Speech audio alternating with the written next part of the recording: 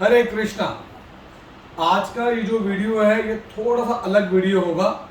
ये वीडियो है तो वी मार्स के चैनल के ऊपर, बट इस वीडियो को आप समझने जो जिसका क्रेडिट जाता है इस वीडियो का, वो पूरा का पूरा जाता है राज ग्लोबल ओवरसीज को।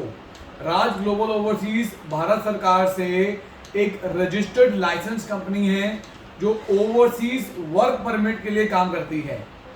सो यहाँ पर हमने कोलैबोरेशन में ये काम करा है। राज ग्लोबल ओवरसीज पूरा का पूरा काम करती है वर्क परमिट का, और वी मार्स ने काम करा है एज अ कंसल्टेंट एक पूरे के पूरे बच्चे के वर्क परमिट के लिए। ये ब्रह्म प्रकाश है, ब्रह्म प्रकाश का माल्टा का ये आया है वर्क परमिट।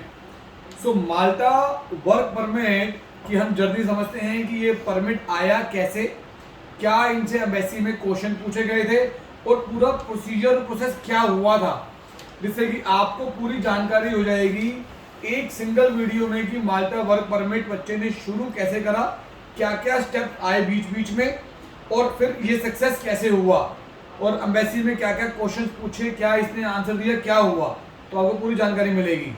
यस ब्रह्म प्रकाश, पहले तो बहुत मुबारक हो आपको कि आपका वीज़ा आ गया है माल्टा का। Thank you sir. अच्छा, आप ये बताओ कि आपकी शुरुआत कैसे हुई माल्टा वर्क परमिट की?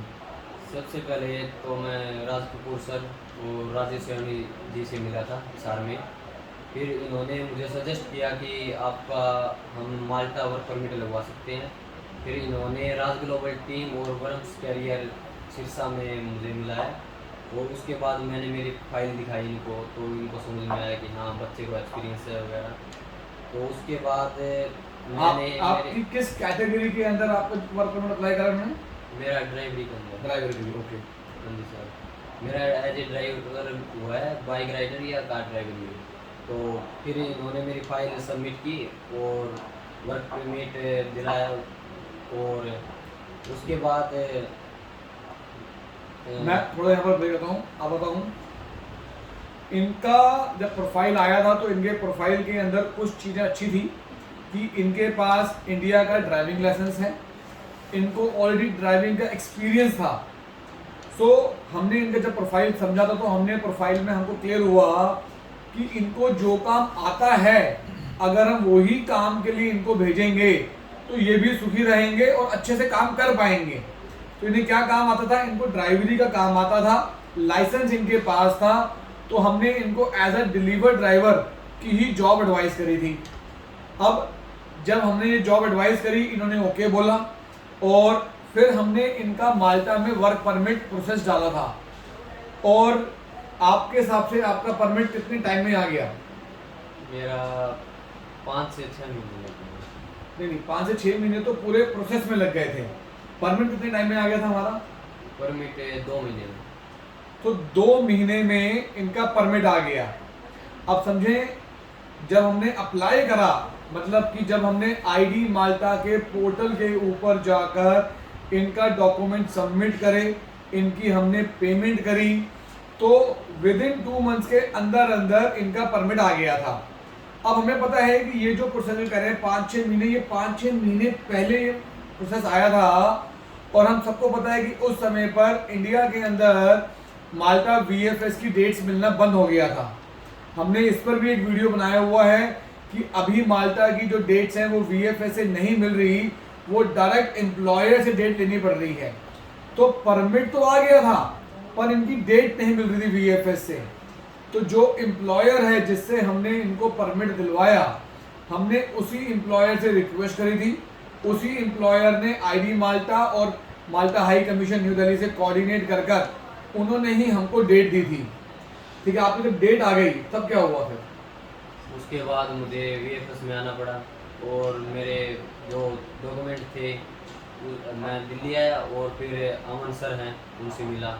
तो उसके बाद उन्होंने मेरे फाइल डॉक्यूमेंट वगैरह तैयार करवाए जो भी चेक लिस्ट में थे, फिर वो सभी वीएफएस के अंदर जमा करवाए, और उसके बाद प्रोसेस शुरू हुआ।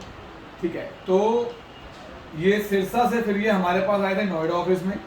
फिर ये पर्सनली मेरे साथ बैठकर हमने पूरी की पूरी इनकी फाइल तैयार करवाई थी एज पर दी चेकलिस्ट।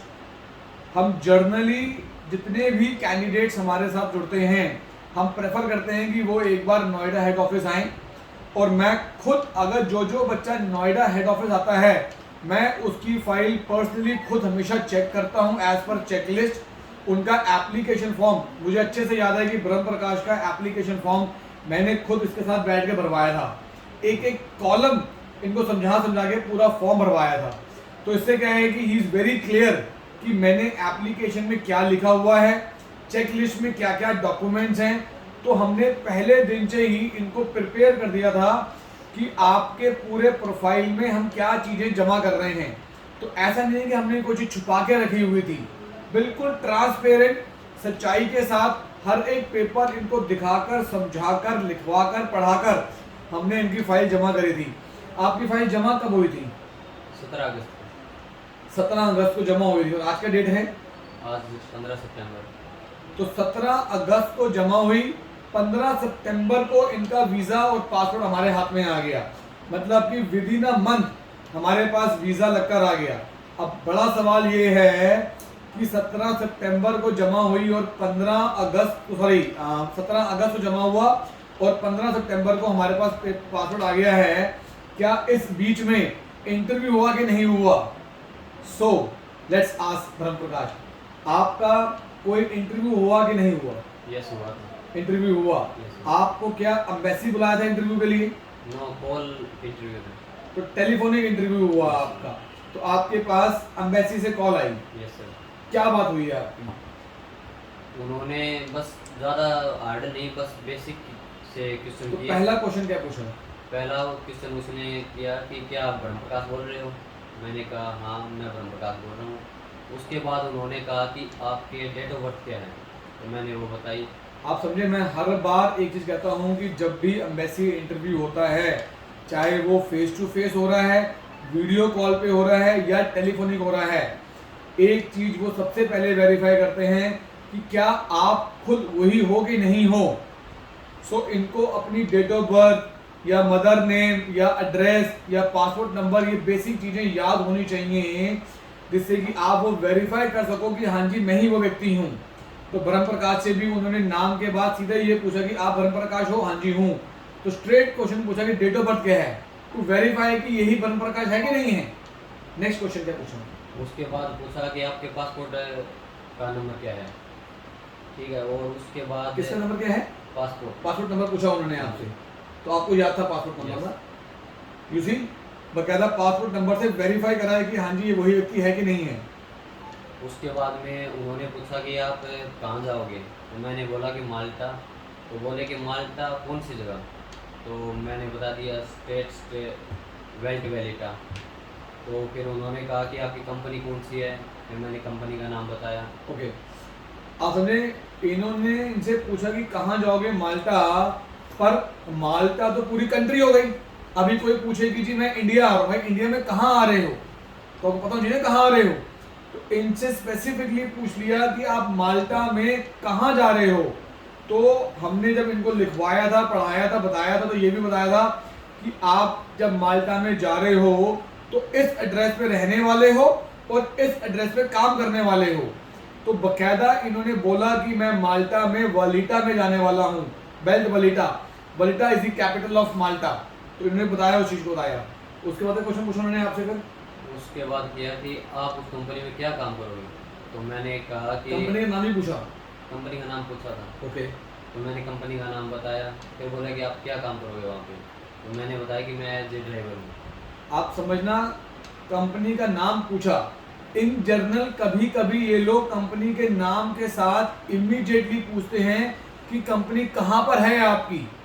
तो आपको ये पता होना चाहिए कि कंपनी का भी मेरा एड्रेस क्या है, क्योंकि ऐसे क्वेश्चन वो इमीडिएट पूछ लेते हैं।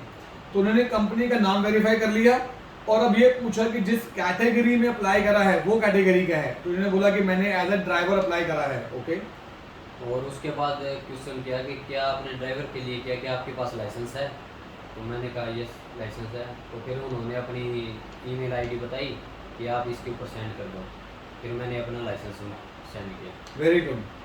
आप देखें कि जनरली एम्बेसी की जो चेकलिस्ट है बीएफएस की, उसके अंदर इन्होंने कोई भी स्पेसिफिक लाइसेंस या पोर्टफोलियो या ऐसा कोई चीज़ नहीं मांगते। तो जो चेकलिस्ट में हम वो डॉक्यूमेंट जमा करते हैं, एडिशनल डॉक्यूमेंट हम कुछ भी जमा कर सकते हैं। तो इनसे क्लियरली पूछा कि आप ड्राइवर जॉब के लिए अप्लाई करा है, ड्राइवर जॉब के लिए जा रहे हो, तो क्या आपके पास इंडियन ड्राइविंग लाइसेंस है आपके पास? तुमने बोला हाँ जी है।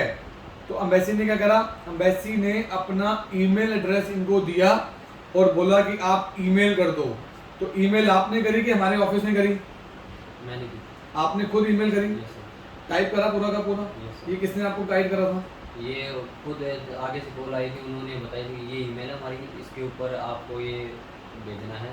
फिर मैंने सिरसा ऑफिस में कॉल किया, उनसे सजेशन किया कि कैसे क्या करना है, फिर उन्होंने बताया। तो उसके बाद में मैंने मेरा ड्राइविंग लाइसेंस स्कैन किया और वहाँ पे ईमेल वो की। Very good. सो आप देख रहे हैं कि इनको ईमेल आईडी वहाँ से मिला और ईमेल में क्या लिखना है और कैसे ईमेल भेजनी है, ये हमारे ऑफिस ने इनको गाइड सपोर्ट करा।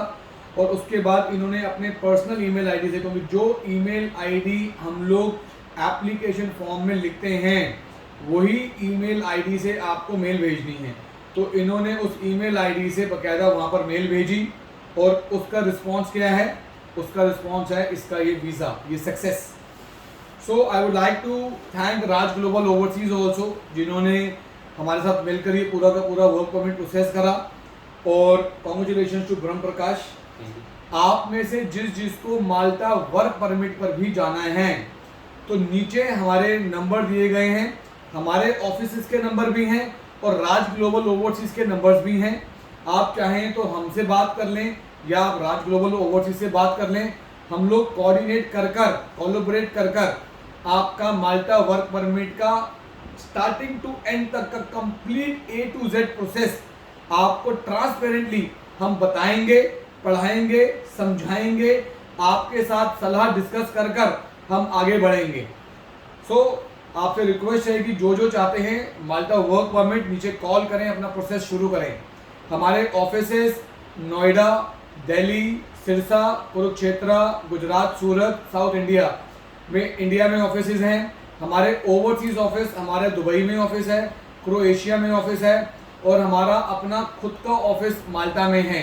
सो माल्टा में हमारा अपना ऑफिस भी है और इंडिया में भी हमारा अपना ऑफिस है। So we have a very good relation between both the sides. So thank you so much. मैं Aman Shukla, I am the CEO of the company. Hare Krishna.